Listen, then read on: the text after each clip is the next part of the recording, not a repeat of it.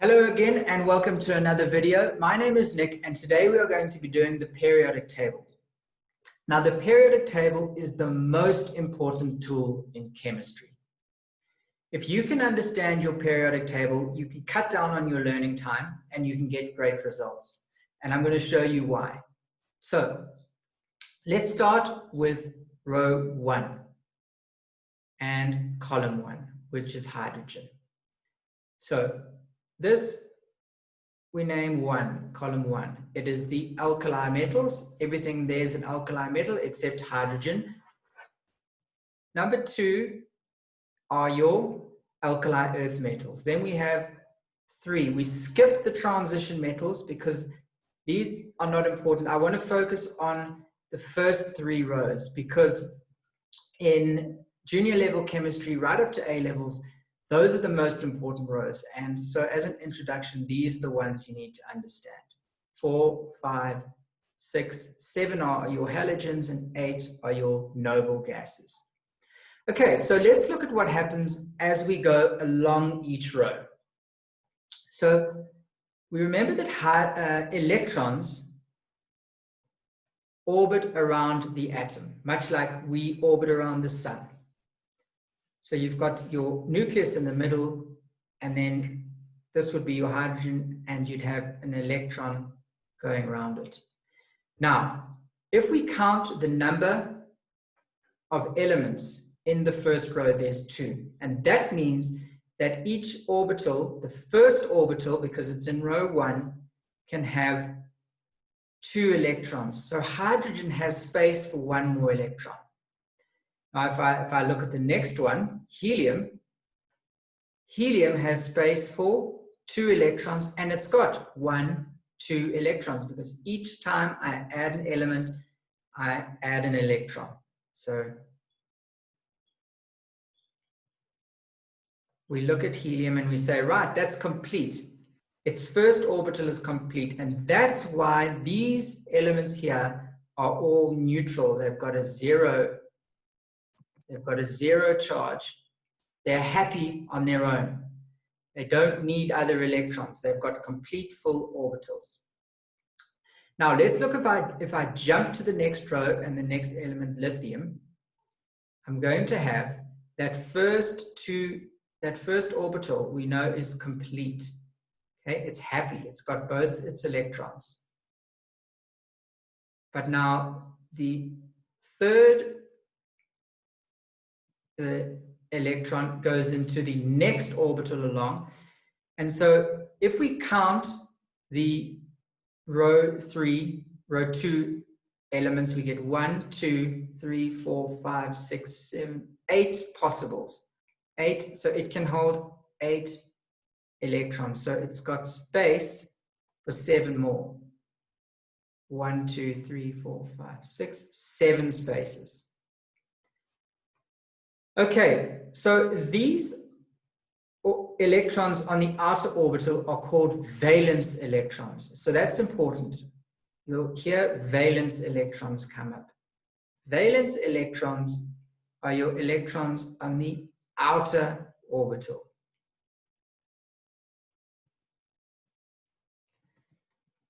And these valence electrons are involved in the bonding. So when you look at how elements react with one another, the valence electrons are important because that's how they bond. Because if I'm short 1 electron and I need one, I'm going to find someone who's got that spare electron, and then they will now also have a complete orbital. And let's look at how that works.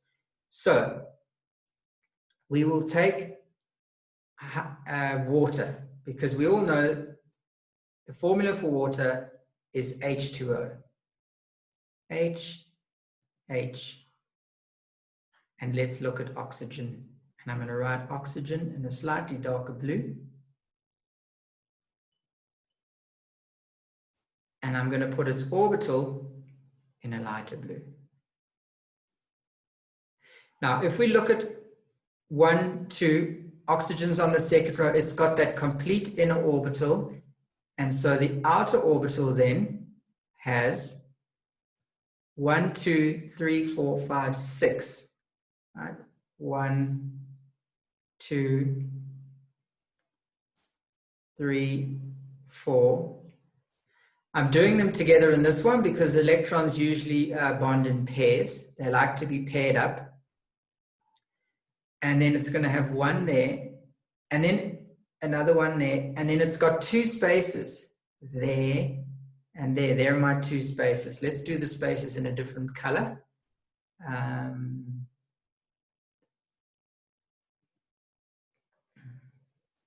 Those are the spaces so we can see them.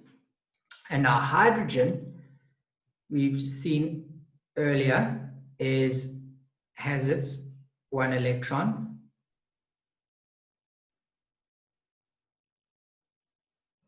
And so what these do, why water works so well, is this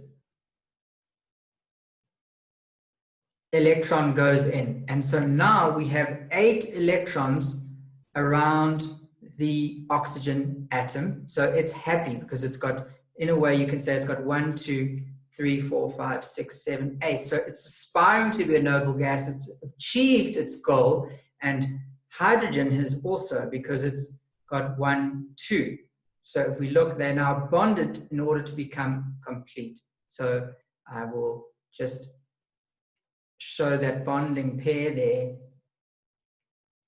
And so because they've bonded, they are now happy. And so water is better as a molecule. Now, let's look at how we can use this to save time on learning. Well, first of all, learning how, if you wanted to try and learn each molecule and how it bonded and learn it off by heart, there's so many different molecules. But if you understand your periodic table, then it helps, then you don't have to do so much learning. So let's look at the rows, and we're going to give it values of positive or negative. Now, if we look at, let's take sodium, for instance. So sodium has 1 complete inner orbital. No, sorry, 2. It's got the, now sodium, because it's in row 3, has this complete orbitals with 8 electrons around the side. 1, 2, 3, 4, 5, 6, 7. I've done 9, doesn't matter. Okay, so it's 8. Because it's 1, 2, 3, 4, 5, 6, 7, 8. And then the second, also row 3, also has 8 possibilities. And so it's got 1, and so it has space for 1, 2, 3, 1, 2, 3, 4, 5, 6, 7. So let's think of in your household, what have we got that has sodium? Table salt, NaCl. So let's look at chlorine. So chlorine is in yellow.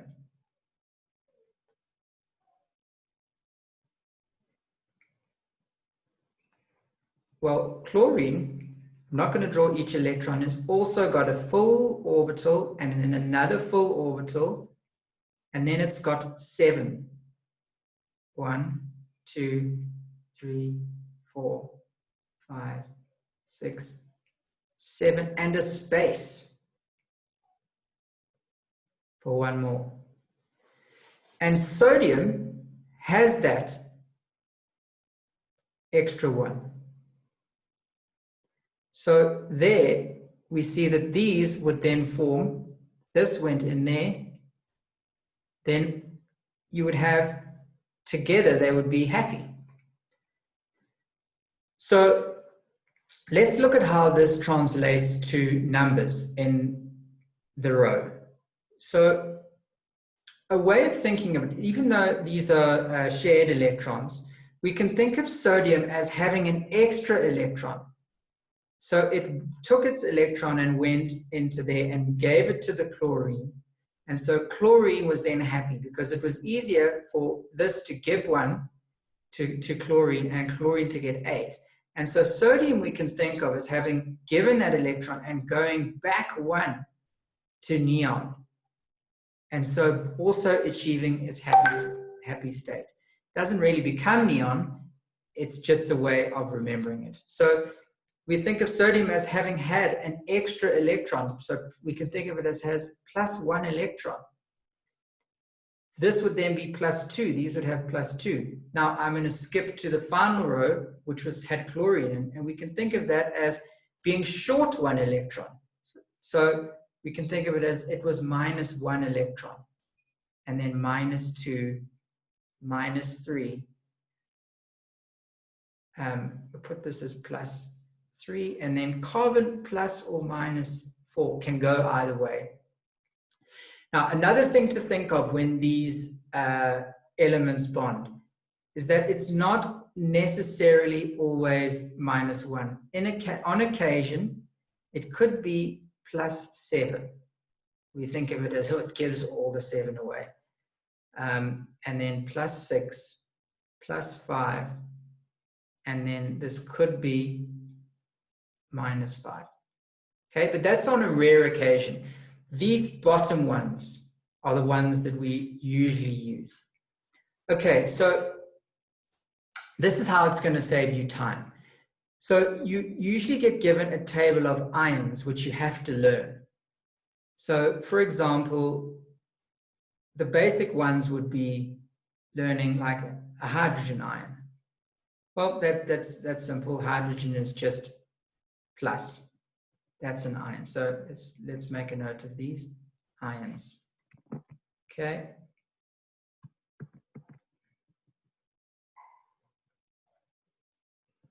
And so everything in row 1 is plus 1. So lithium is a plus 1 ion. And potassium, etc. And then row 2, like magnesium, that would be Mg2 plus. And Cl is Cl minus. And so all of these halogens are 1 minus. And oxygen is 2 minus, because it's over here. Now, if you forget, very simple, just think about your water molecule and that a water molecule is happy.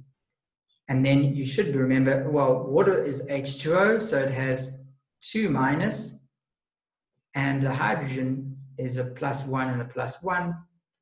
And so then it's happy, because plus 1 minus 2 plus 1 is equal to 0. And you get that happy neutral charge, overall charge. When we get to polarity, you can think of, well, if this is negative and this is positive, they have 2 poles, but we'll get into that later. So how's it going to save us on learning? Well, they give us that table, and one of them is OH, right? And you have to remember OH. Well, OH, if you look in your table, is OH minus, but we don't have to learn it. You just go to your periodic table, you see that hydrogen is plus 1, oxygen is minus 2, minus 2 plus 1 is a minus. Let's look at a little bit of a more complicated one. So SO4. SO4. Now these are all minus 2, right? So you could think of SO negative 2, and then 4 oxygens would be times, so it would be 4 times minus 2 would be minus 10. Well, it's not minus 10. When you look at that table of ions, they range from negative 1, negative 2, negative 3, or plus 1, plus 2, and plus 3. If you get negative 10, you need to look at them and say, well, I know that on rare occasions, these could count as plus 6. So the oxygens, we could say, count as 4 times minus 2, which is minus 8. And then we give, so this we just take as minus 8. And then what we do is we say, okay, sulfur is going to be plus 6 in this one. And so 6 minus 8 is minus 2. Okay. So that's how we look at our ions. We go to our column, we look +1, +2, +3. And so this is the important thing you need to learn. Once you know that, then you know how elements behave with one another. And there will be some exceptions which you have to learn. But most of the questions, they will obey the laws of the periodic table, which is why this is such a great tool. So next time when we go through the periodic table, I'll be looking at electronegativities, because that is key in knowing what type of bonds form with these elements. But hopefully this introduction to the periodic table saves you time in studying for your exam and allows you to work on other subjects or keep revising.